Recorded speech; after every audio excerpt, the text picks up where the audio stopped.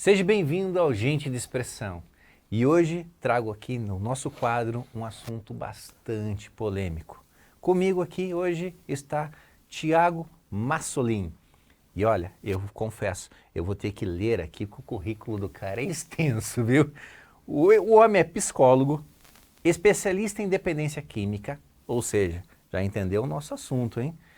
Presidente da Compacta, Comunidades Terapêuticas Associadas do Brasil, diretor da Confenact, Confederação Nacional de Comunidades Terapêuticas, diretor e responsável técnico da CRINV, que é a Casa de Recuperação Nova Vida de Curitiba, que hoje, inclusive, eu quero muito falar sobre esse assunto, e conselheiro titular do CONESID, Conselho Estadual de Políticas Públicas sobre Drogas da CESP Paraná.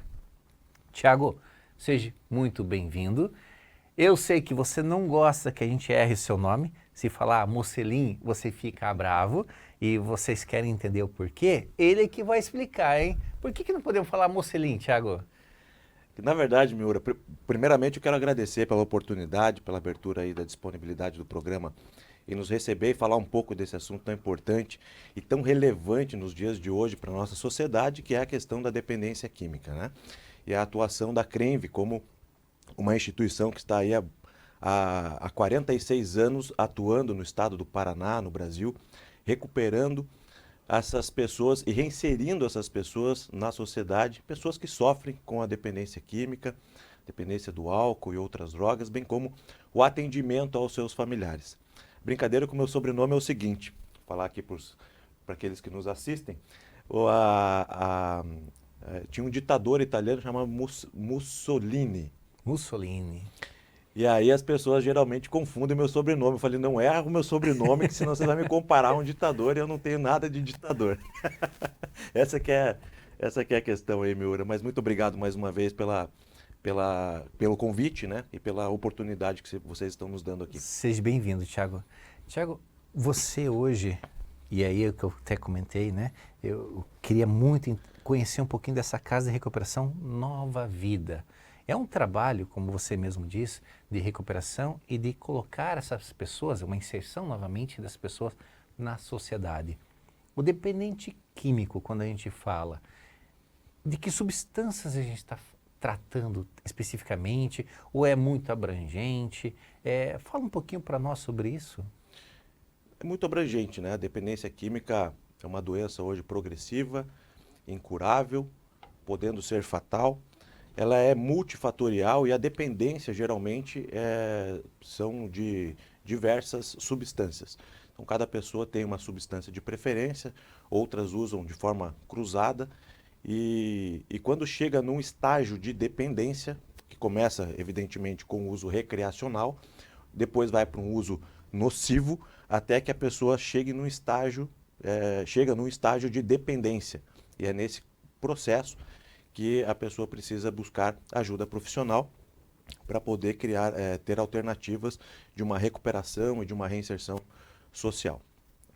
Poderia dizer que álcool está dentro dessas dependências químicas? Sem dúvida alguma. Por isso nós denominamos, né, dependência de álcool e outras drogas.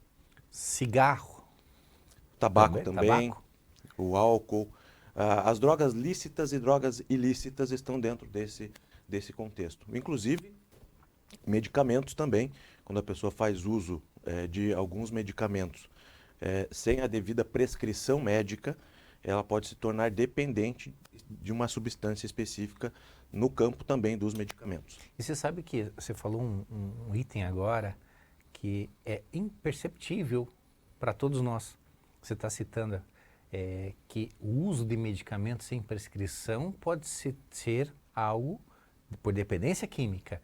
E é algo tão natural hoje nas nossas casas, né?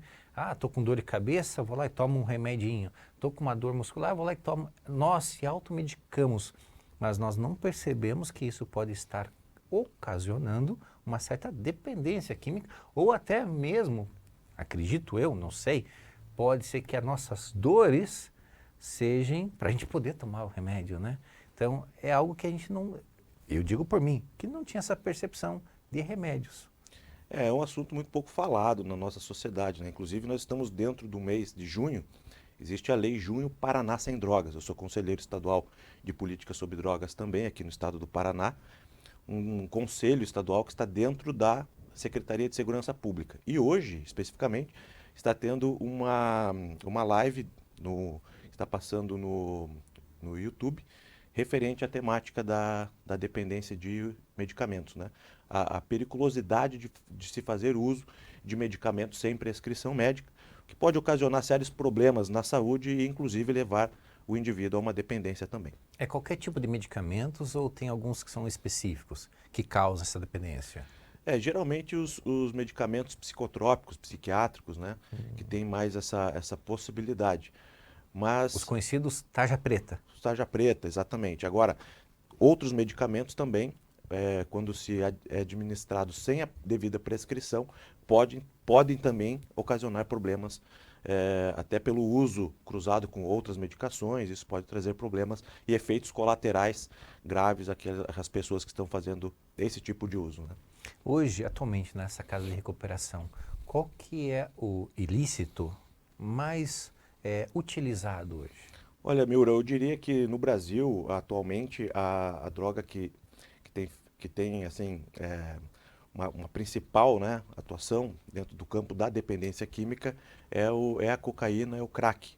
O crack, ele é oriundo da cocaína, então nós podemos, quando falamos do crack, o Brasil hoje ele chegou ao segundo maior, ele é o segundo maior mercado consumidor de cocaína no mundo. Então, dentro desse contexto, dessa referência, nós já temos uma ideia aí qual é a droga que causa maior problemas em relação à dependência química, hoje de uma forma geral. Sem dúvida nenhuma é o crack, com uso concomitante, uso cruzado com outras substâncias também. Em São Paulo era muito conhecido aquela região de Cracolândia, né? Isso. E aqui, em Curitiba, no Paraná, tem alguma região que o crack está predominando assim, das pessoas ficarem na rua fumando abertamente, ou melhor, livremente? Isso acontece em Curitiba também? Sim, existe um mapeamento no estado do Paraná que o crack já está ocupando aí, já está presente em todas as regiões, nos 399 municípios.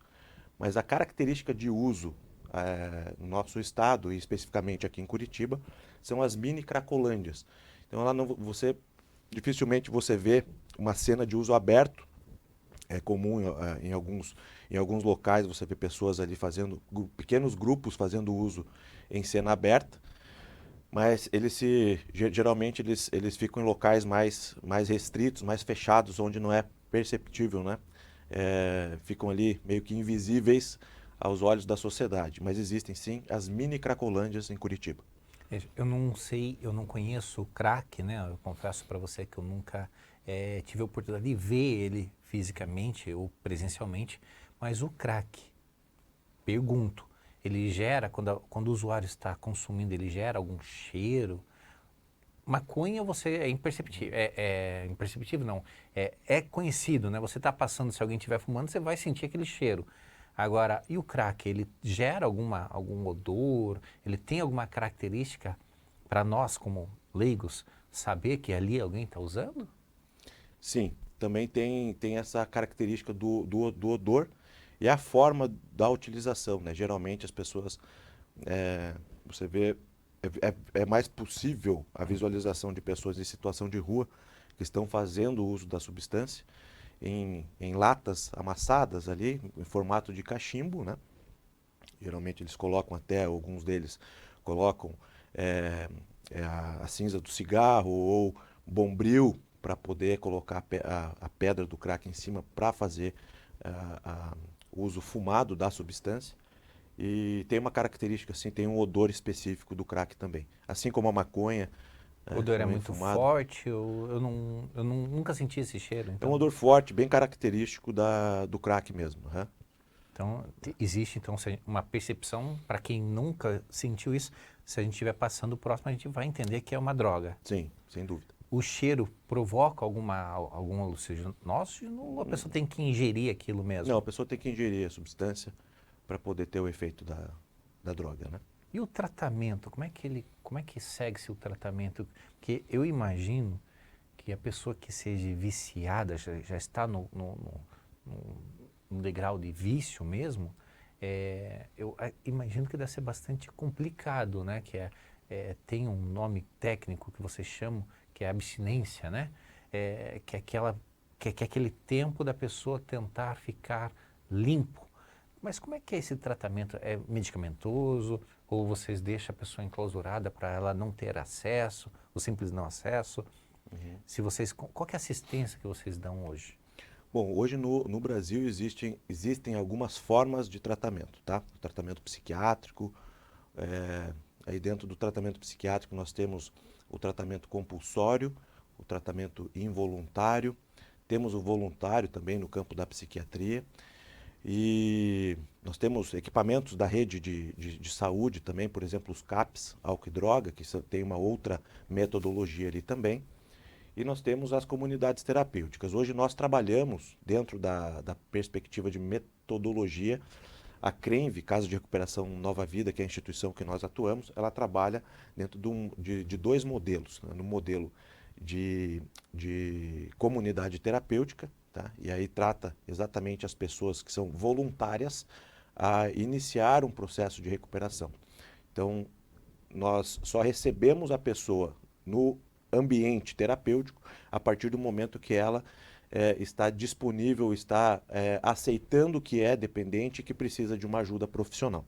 Então, a partir desse momento, ela vai passar por uma triagem, por uma avaliação, onde é colocado para ela todo o arsenal terapêutico que será oferecido dentro desta metodologia, e ele aderindo à proposta do plano do projeto terapêutico, então ele passa a integrar uma comunidade onde tem outras pessoas ali com o mesmo objetivo de se recuperar, de se reinserir na sociedade, de restituir vínculos familiares, a vida profissional principalmente, né? Enfim, recuperar os sonhos que essas pessoas perderam durante o uso, durante a dependência da substância. Ou seja, é sempre um dependente ajudando o outro. É isso? Exatamente. Dentro da metodologia comunidade terapêutica, a convivência entre os pares, entre os iguais, que têm o mesmo objetivo, que é a recuperação, é um dos principais pilares do processo terapêutico. Em filmes, isso eu vou falar filme porque eu nunca convivi com isso, mas em filmes é muito fragmentado algumas situações, né? Que é a pessoa que está em um vício, e não vou entrar no crack, porque na TV não passa que é o crack, normalmente passa que é álcool, né? As pessoas indo ou sendo conduzidas à força. Pelo que você explicou, isso não é verdade. Ou existe essa intervenção também? Existe, dentro da perspectiva do tratamento involuntário e do compulsório. O compulsório é quando a pessoa está já numa situação de comprometimento grave com a dependência da substância e já está correndo risco de vida, ou seja, colocando outros familiares em risco, colocando pessoas da sociedade em risco e se colocando em risco de morte, inclusive, né? Necessitando de uma intervenção judicial para que essa pessoa seja retirada daquele ambiente e levada para um tratamento, mesmo contra a vontade inicialmente. Então, ela passa então a ter essa determinação judicial para uma internação contra a vontade inicialmente e depois é feito um trabalho terapêutico para que ela possa ir se conscientizando da necessidade de dar continuidade a esse processo. E o involuntário, né, só para concluir o pensamento, o involuntário ele é uma clínica especializada no campo da psiquiatria, onde tem ali um veículo de resgate que vai até a residência, busca a pessoa contra a vontade, leva para o espaço terapêutico e ali ela passa então a receber um tratamento involuntário, também com a mesma perspectiva de depois ir se conscientizando da necessidade de manutenção desse tratamento. Mas isso é um outro tipo de modalidade. Lá na CRENV nós não oferecemos isso, evidentemente, nós trabalhamos com uma outra metodologia, atendendo pacientes com comprometimento leve e moderado, que são voluntários a iniciar um tratamento para dependência química. Nós chamamos lá de acolhidos, né? Acolhimento. É uma outra perspectiva, um pouco mais residencial, transitória e de caráter exclusivamente voluntário também. Mas dá para entender que existe várias modalidades para o tratamento. Você falou que dos acolhidos vão até a casa, a residência deles e trazem para dentro da clínica. Por percepção, né, como leigo, eu sempre imaginei que as pessoas que estão em um vício muito avançado têm uma tendência de sair de seus lares e irem para as ruas. Isso acontece de fato ou existem muitas pessoas que têm um vício muito alto e que ficam dentro dos seus tetos, sendo acobertados por suas famílias normalmente? Isso é uma tendência ou isso não acontece? As duas coisas acontecem. Eu acredito que até a pessoa que está já num grau de comprometimento grave com a substância e ainda permanece residindo dentro da casa dos seus familiares, ele é um período que antecede a situação de rua. Porque chega uma hora que a família cansa da situação. E a coisa vai ficando tão séria que a família não consegue lidar mais com essa situação dentro do ambiente familiar. Há uma estatística de que uma pessoa dependente químico afeta até 7 pessoas do seu entorno direto na família. Então, adoecem, as famílias adoecem, os familiares adoecem com algo que nós chamamos de codependência. E isso é muito prejudicial. Então, a família vai até um limite. Chega uma hora que não consegue mais lidar, acaba entrando em conflitos, gerando um conflito interpessoal e a tendência é que o dependente saia de casa ou reflita sobre a necessidade de buscar ajuda profissional, ajuda médica, para iniciar um tratamento de fato. No início você falou que as pessoas, né, começam com alguns vícios, ou não sei se são todos, de maneira de brincadeira, de maneira para se divertir, né? E que essa brincadeira acaba se tornando algo muito sério, que é realmente o vício. Para pessoas que estão em casa, principalmente os pais aí, avós, né, familiares, esposa, irmãos, tem como eles identificarem algum indício desse dependente que está iniciando? Sim, existem mudanças na uma característica física, por exemplo, há alguma alteração, característica emocional, né? Também em relação à agressividade, mudança no comportamento e também mudança de rotina. Então a pessoa seguir uma rotina de trabalho, de estudo, de convívio social, de convívio familiar e acaba de uma hora para outra se modificando essa rotina, modificando esse comportamento. Uma pessoa que era calma, tranquila, sabia dialogar, agora passa a ser uma pessoa agressiva, uma pessoa com uma alteração comportamental inesperada. E a questão da característica física, ou engordou demais, ou emagreceu demais, também podem ser indícios de que a pessoa está fazendo uso de substâncias, pode ser um uso nocivo, ou já está escalando para um processo de dependência química. Eu não sabia que a droga também engordava. Eu sempre imaginei que ela emagrecia. Eu não sabia que ela engordava. E nessa geração atual, eu não vou falar geração Z, né?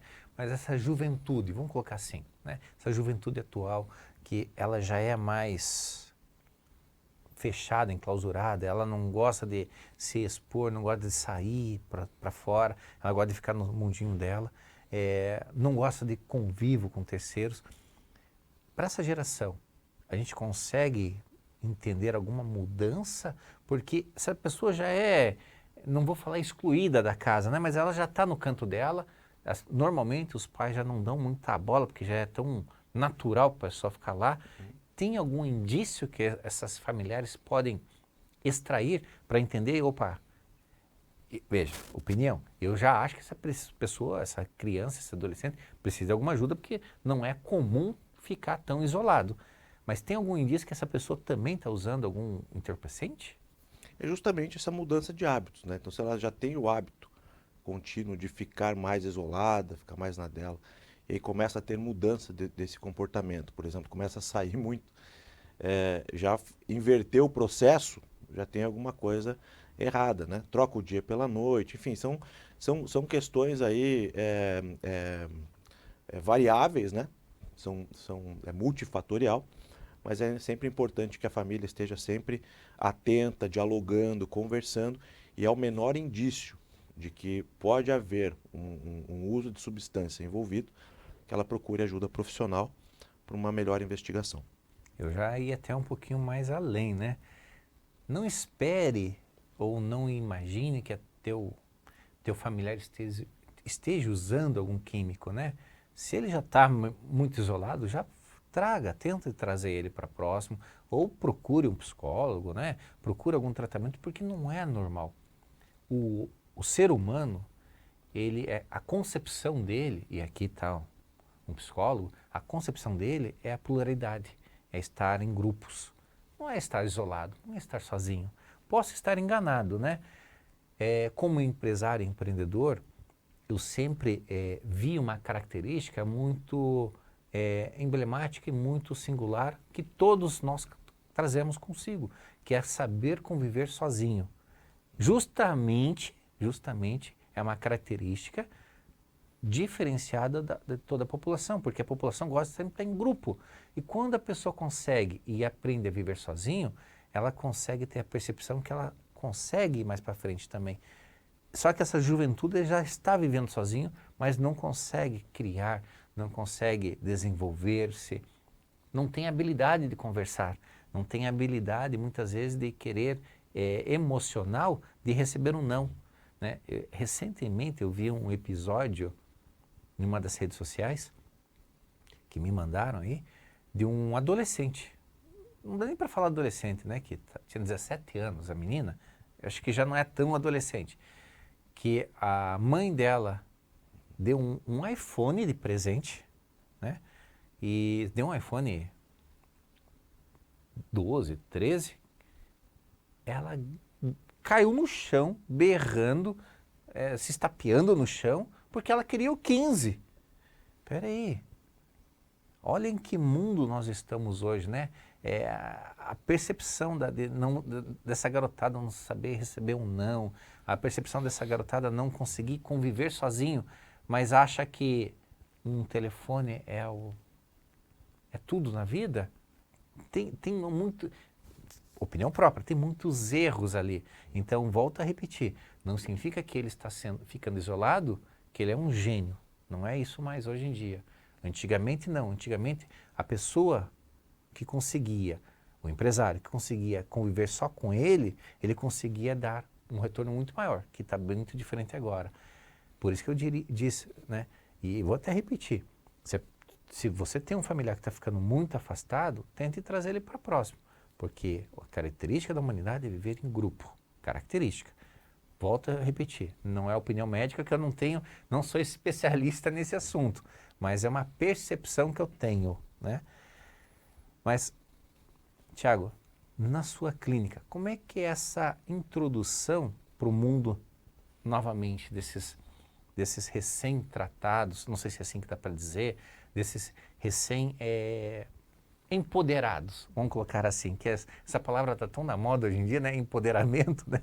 Ora feminino, ora masculino, ora de outro gênero, Sim. empoderamento. Como é que é essa inserção?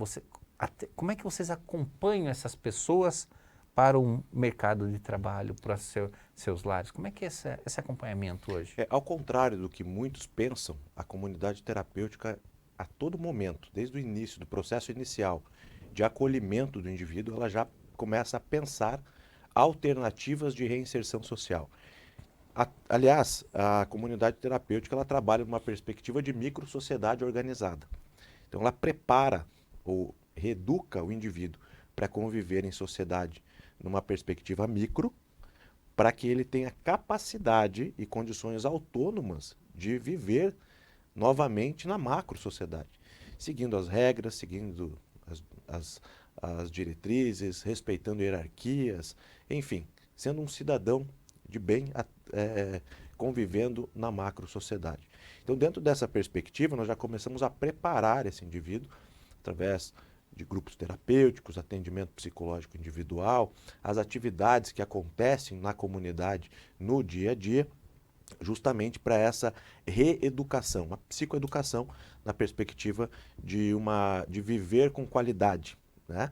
Buscar essa qualidade de vida e fazer planos futuros para que ele possa ir aos poucos se reinserindo, retornando ao convívio familiar, retornando ao convívio social, sendo inserido novamente no mercado de trabalho, buscando essa autonomia, essa independência de fato que o dependente químico sempre sonhou em ter, mas ficou aprisionado muitos anos, porque a droga, na verdade, ela aprisiona, né? A pessoa que pensa que usar droga vai trazer liberdade está totalmente enganado, porque dá uma sensação de liberdade durante o uso recreativo, mas quando isso se torna uma dependência química, a pessoa fica presa na droga e, infelizmente, não consegue se libertar dessa escravidão sozinha. Então ela precisa de ajuda e dentro desse contexto nós oferecemos todo esse escopo de ações terapêuticas, né, dentro de uma metodologia específica para que ela consiga então se reinserir novamente na sociedade. E aí vai fazendo essa experimentação. Então ele sai, passa um final de semana, sai para entregar currículo, ele vai sendo acompanhado tecnicamente dentro desse processo de reinserção social, para que a gente possa ir ajustando e que ele também possa ir criando habilidades para lidar com a dependência química nesse processo de reinserção social. Existe um tempo de tratamento específico ou cada caso é um caso? Cada caso é um caso. Nós trabalhamos numa perspectiva da singularidade do ser humano, né? Então, trabalhando dentro de uma visão holística, atuando na questão biológica, psicológica, espiritual, ambiental, enfim, vendo a integralidade do ser humano. Então, cada um tem as suas especificidades, cada um vai responder ao plano terapêutico, ao projeto terapêutico no seu tempo, mas nós temos uma referência de 4 meses. Tá? Isso pode ser para mais, pode ser para menos, de acordo com cada situação, sob avaliação técnica. Hoje em dia é muito comum, quando nós falamos de dependentes químicos, nós estamos falando aí de drogas, álcool, né, tabagismo, alguma dependência que seja externa. Sim. Pergunta minha, pessoal, aí eu vou entrar até numa analogia que eu acabei de comentar. Hoje eu tenho uma percepção que a juventude tem uma dependência, vou chamar de emocional, porque eu não saberia como tratar, uma dependência emocional muito grande e eu diria até muito maior que químico, que eu entendo que deveria ser tratado isso. Existe, ou melhor, existe algum tratamento para essa dependência deles? Porque, como eu falei, né, é uma juventude, é uma geração que não sabe dizer não. E pasme, né? Sou empresário. Eu vejo muitos RHs não querendo contratar essa geração, por causa dessa dependência que essa geração tem atualmente, de se acharem que são a última bolacha do pacote, uma metáfora, né? De se achar que são a última bolacha. Não sabe se vestir de maneira adequada para fazer uma entrevista, e eu falo isso não porque eu estou na linha de frente, mas Sim. é pela informação que eu recebo. Eu já recebi informações de entrevistados para uma vaga de emprego irem, não é chinelo, é cropped, meia, bermuda e camisetinha. Roupas assim. Na nossa geração, como é que você vai fazer uma entrevista? Muitos colocavam terno para fazer entrevista, uma geração anterior. Na nossa ainda a gente vai mais leve, né? Como você, elegante. Mas hoje em dia o pessoal está indo se duvidar, de chinelo de dedo, com meia, nada contra vestimento. Mas é a primeira percepção, então o pessoal não está querendo. Aí vão lá fazer entrevista, que é o que eu tenho percebido pelas informações que eu recebo. As pessoas não querem começar trabalhando como auxiliar, elas já querem ser supervisoras, mas não têm experiência, né?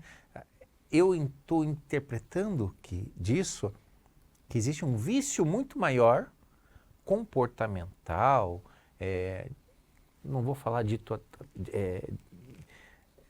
pais, né? estrutural, não sei como caracterizar isso, Uhum. que eu interpreto que é um grande vício da sociedade atual, que não é químico, é psicológico, é, é um vício diferente.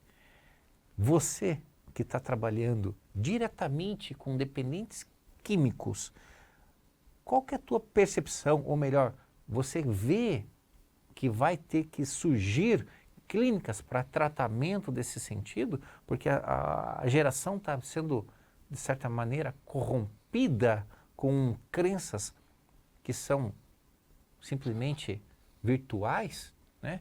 Redes sociais, e estão acreditando que aquilo é o máximo. Você hoje entende que vai acabar existindo alguma clínica para esse tipo de tratamento? Uma brincadeira que eu vou fazer, né? Tratamento do TikTok, né? Eu acredito que sim.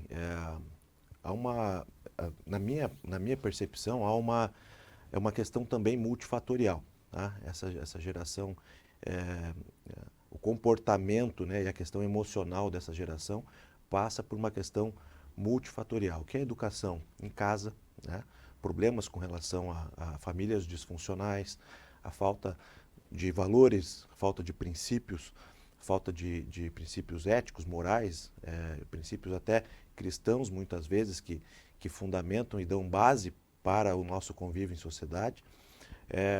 A questão também da ênfase que a nossa sociedade atual dá e mais no ter do que no ser, né? Então há uma busca constante sempre por ter algo a mais, por ter algo a mais e muito pouco se valoriza o que já se tem.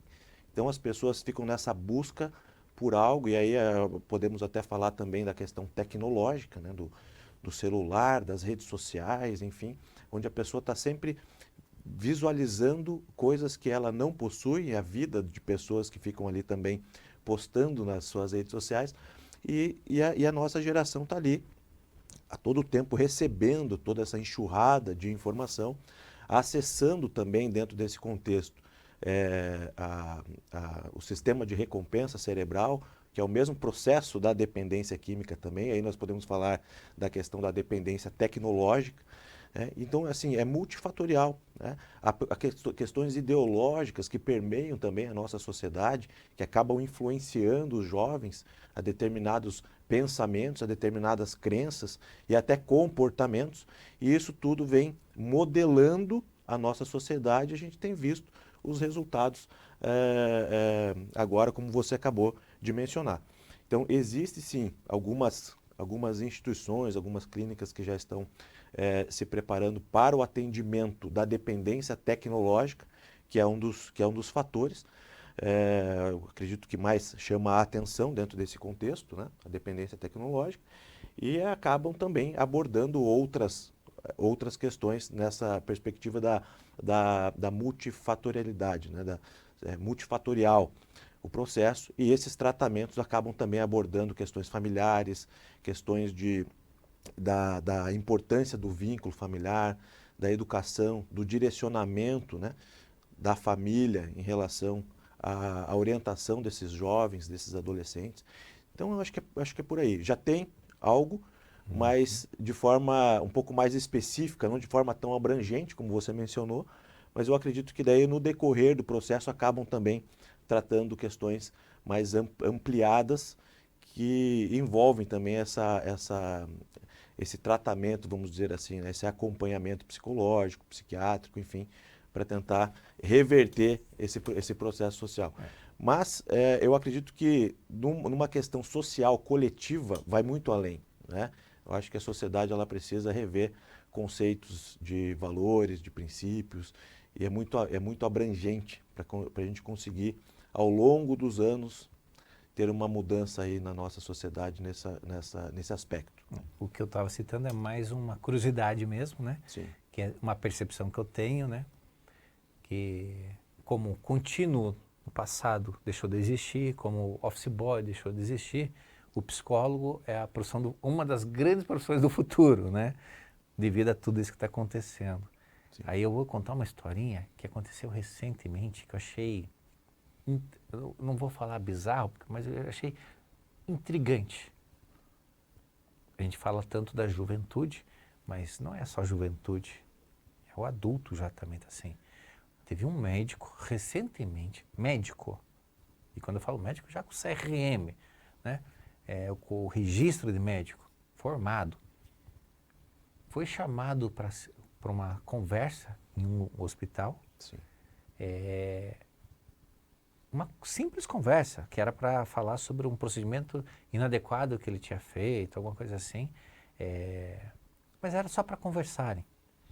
Ele levou a esposa, que era advogada, para conversarem junto. Meu amigo, está no ambiente de trabalho. Como assim? E é um homem fazendo isso? Já vi muitas mulheres. Não, levar o marido porque está se sentindo desconfortável, porque tem medo de se expressar, porque tem medo de falar, levar o marido, né? Mas é um homem levando uma mulher, nada contra, não estou falando de gênero aqui, pessoal. Mas é um homem levando uma mulher que é advogada só para acompanhar um bate-papo ou uma puxada de orelha do empregador. A que ponto as empresas estão chegando, né? A que ponto nós estamos deixando ou negligenciando ou aceitando coisas que não são comum, né? E aí a gente pode entrar com métricas absurdas, né? Vou entrar até uma coisa muito polêmica agora, né? Quando você deixa cotas para certas nichos de mercado, né? Universidade, curso. Agora estão querendo colocar cotas para empresas. Olha que ponto está chegando isso. Muda. E a gente está falando do Brasil, que é miscigenação total, né? Eu desconheço alguém que esteja na segunda ou terceira geração do Brasil que não tenha um negro na família, ou seus bisavós tiveram relacionamento e casaram. Não importa se você é branco, amarelo, pardo, não importa, mas sempre teve um lá. Nós estamos falando do Brasil, que é natural que todos tenham isso dentro do sangue. Mas a gente está tão politicamente sendo conversado que eu vejo que é uma grande...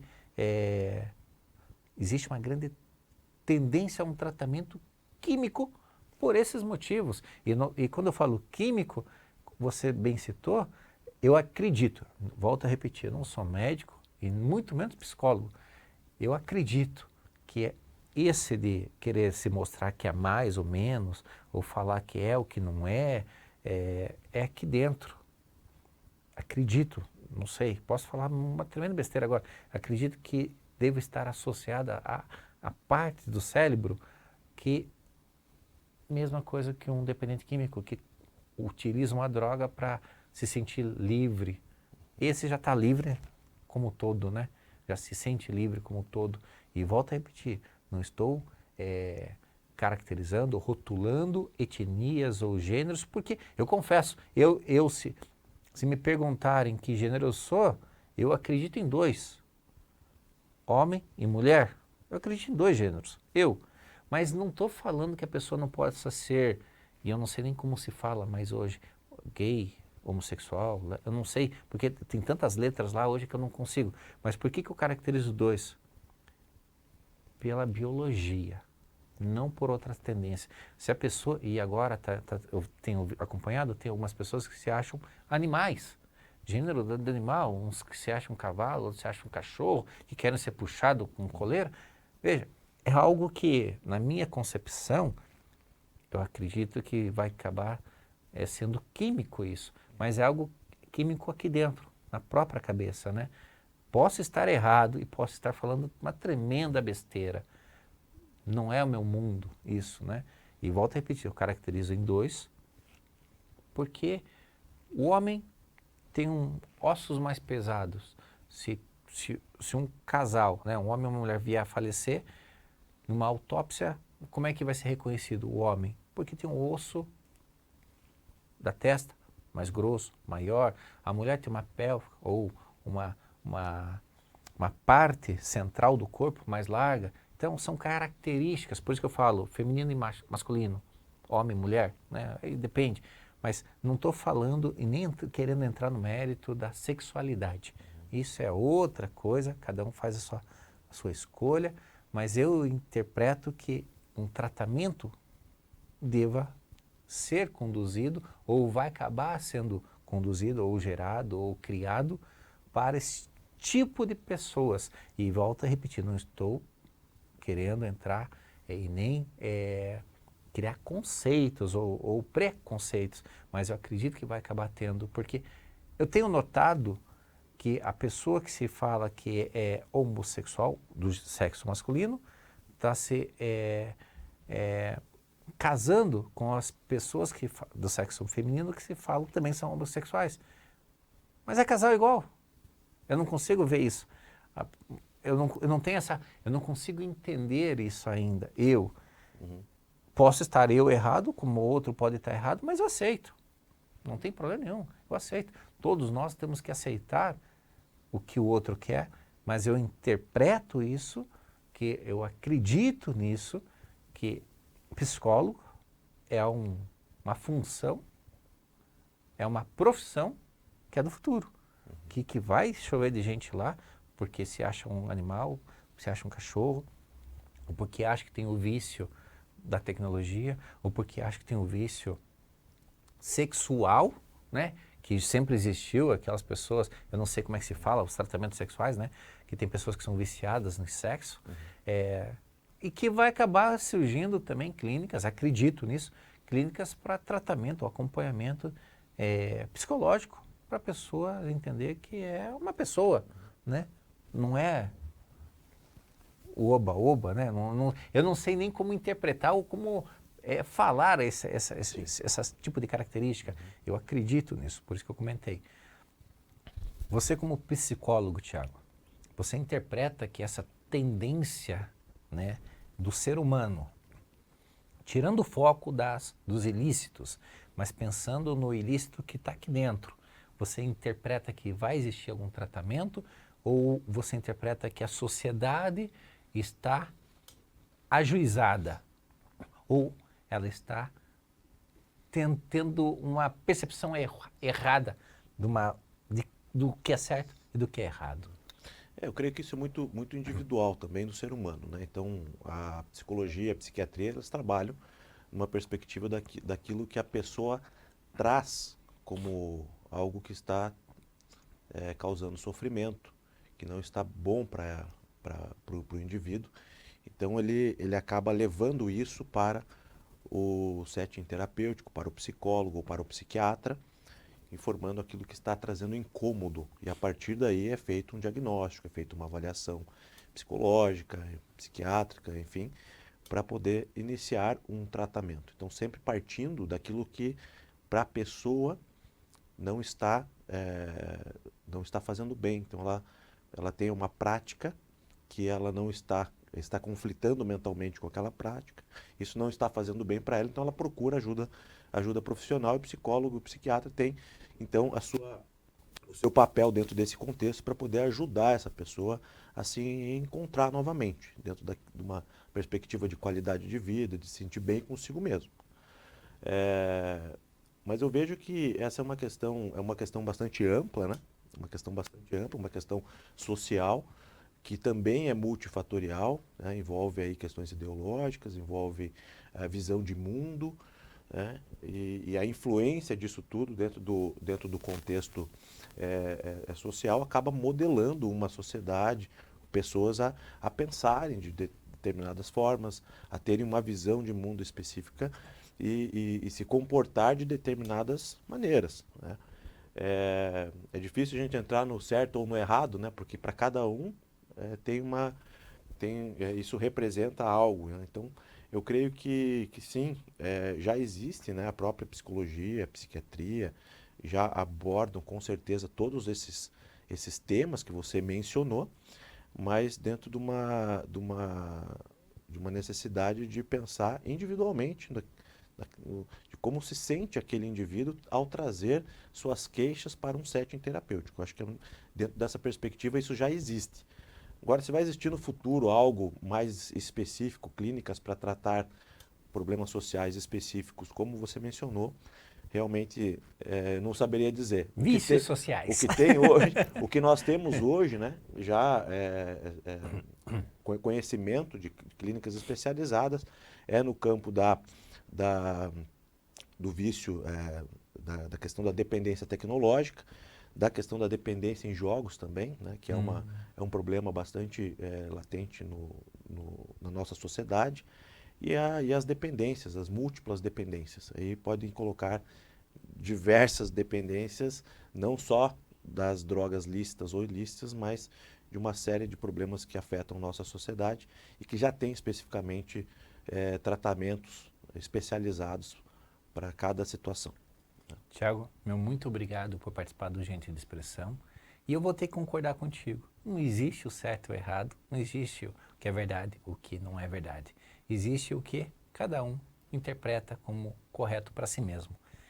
Tiago, novamente, meu muito obrigado e fiquem com um beijo no coração para todos. E até a próxima.